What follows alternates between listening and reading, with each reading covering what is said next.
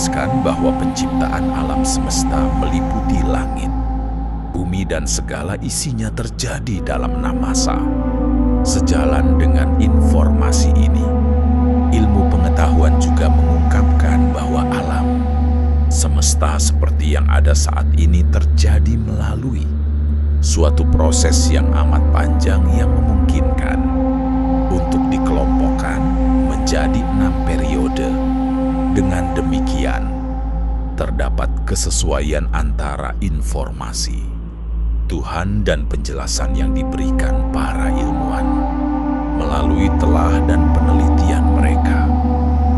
Masa pertama dimulai dari Quran Surah An-Nazi'at ayat ke-27 yang artinya, apakah penciptaan kamu yang lebih hebat ataukah langit yang telah dibangunnya?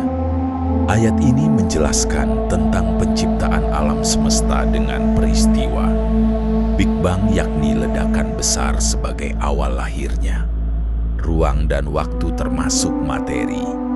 Berdasarkan analisis astronomi kosmologi, ledakan besar terjadi sekitar 13,7 miliar tahun yang lalu. Penciptaan pertama kali adalah energi dari partikel proton. Dari partikel proton terbentuk proton, neutron, dan elektron serta partikel lain yang tidak dikenal. Sains menggolongkannya sebagai materi gelap. Dari proton dan elektron terbentuk hidrogen sebagai unsur pertama pembentuk bintang. Masa kedua pada Quran Surah An-Nazi'at ayat ke-28 yang artinya, Dia telah meninggikan bangunannya lalu menyempurnakannya.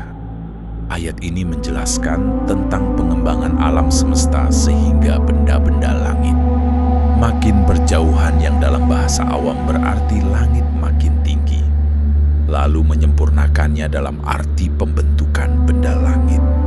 Bukanlah proses sekali jadi, tetapi proses evolutif, yakni perubahan bertahap dari awan antar bintang menjadi bintang lalu nanti akhirnya mati dan digantikan generasi bintang-bintang baru. Meyakini adanya pengembangan alam semesta berdasarkan analisis pergeseran spektrum orang di galaksi jauh yang bergeser ke arah panjang gelombang yang semakin besar. Gerak menyau galaksi-galaksi itu disebabkan karena ruang alam semesta yang mengembang. Hal itu sesuai dengan firman Allah, dan langit itu kami bangun dengan kekuasaan kami dan kami benar meluaskannya. Masa ketiga dalam Quran Surah An-Nazi'at ayat ke-29 yang artinya, dan Dia menjadikan malamnya gelap gulita dan menjadikan siangnya terang benderang. Ayat ini bercerita khusus tentang tata surya yang juga berlaku pada bintang-bintang lain. Masa ini adalah masa penciptaan matahari yang bersinar dan bumi serta planet-planet lainnya yang berotasi sehingga ada fenomena malam dan siang. Adanya matahari sebagai sumber cahaya, bumi yang berotasi menjadikan malam dan siang. Menurut penelitian astronomi, tata surya terbentuk sekitar 4,5 miliar tahun lalu dari awan antar bintang raksasa. Mulanya, awan antar bintang itu memadat sambil berotasi berputar pada sumbunya. Bagian tengah yang semakin memadat akan semakin panas. Ketika suhunya mencapai puluhan juta derajat, mulainya reaksi nuklir. Hidrogen berfusi dengan hidrogen, menghasilkan helium dan energi. Bagian inti awan antar bintang itu menjadi matahari yang mulai memancarkan energinya lambat laun.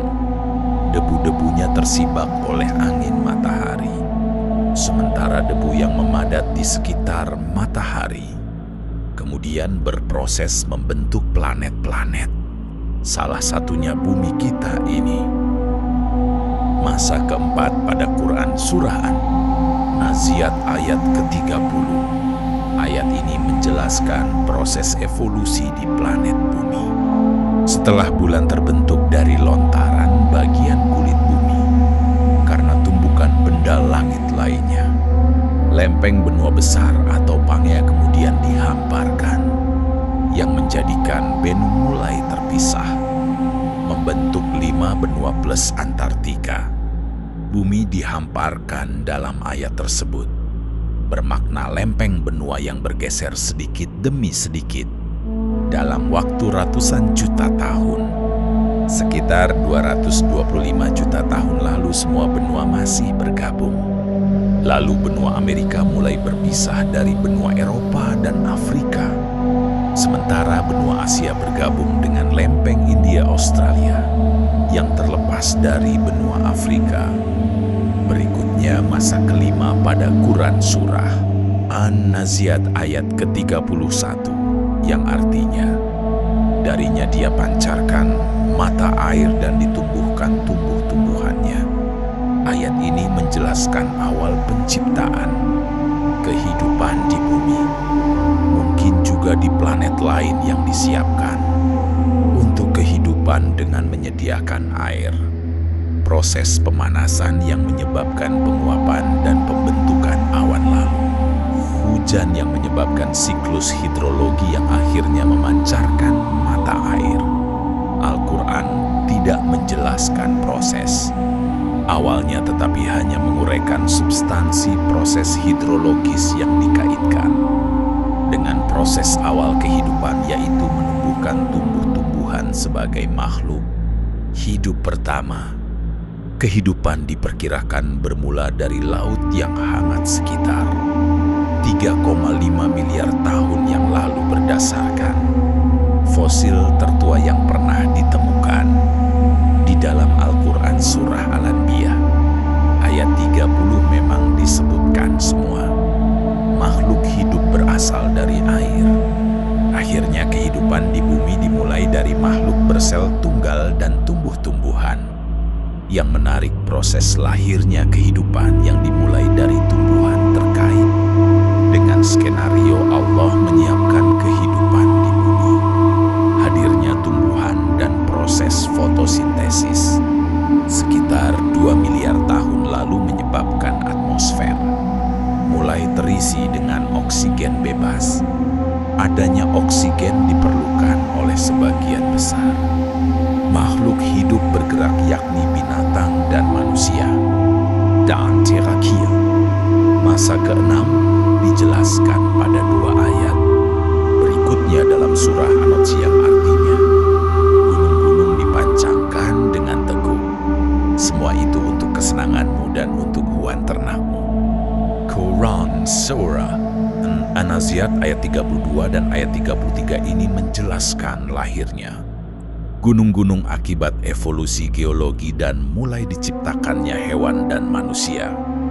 Masa keenam ini menceritakan lahirnya binatang dan manusia setelah prasyarat kehidupan yang utama, yaitu adanya air dan oksigen terpenuhi. Proses geologis akibat pergeseran lempeng benua yang memunculkan gunung juga merupakan persiapan fisik yang memberikan keseimbangan dari gerakan bumi.